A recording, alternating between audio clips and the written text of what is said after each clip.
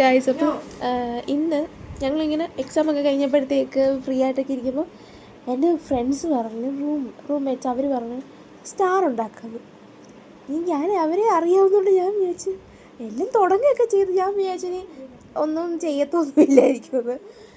ഞാൻ ഈ റൂമിൽ നിന്ന് ആവശ്യത്തിന് പുറത്ത് പോയിട്ട് കുറേ നേരം കഴിഞ്ഞ് വന്നപ്പോഴത്തേക്ക് അവരെല്ലാം ഞെട്ടിച്ച് കളഞ്ഞു ഗായ്സ്.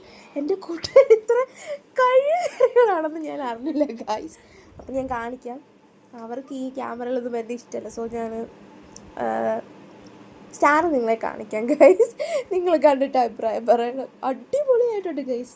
ഇതാണ് നമ്മുടെ സ്റ്റാർ. ഞാൻ ഞെട്ടിപ്പോയി ഗൈസ്, എൻ്റെ കൂട്ടുകാർക്ക് ഇത്രയും കഴിവുണ്ടോ അത് നോക്കണം നിങ്ങൾ. നമ്മുടെ RGHS എക്സാമിൻ്റെ ക്വസ്റ്റ്യൻ പേപ്പർ വെച്ചിട്ടാണ് അവർ ഈ ഉണ്ടാക്കിയിരിക്കുന്നത്. നമ്മുടെ കലാവിരുത് ക്വസ്റ്റ്യൻ പേപ്പർ ഉണ്ട്, ഇങ്ങനെയെങ്കിലും ഗുണമുണ്ടായി. നമുക്ക് നല്ല രീതിയിൽ ആൻസർ എഴുതാൻ പറ്റിയില്ല.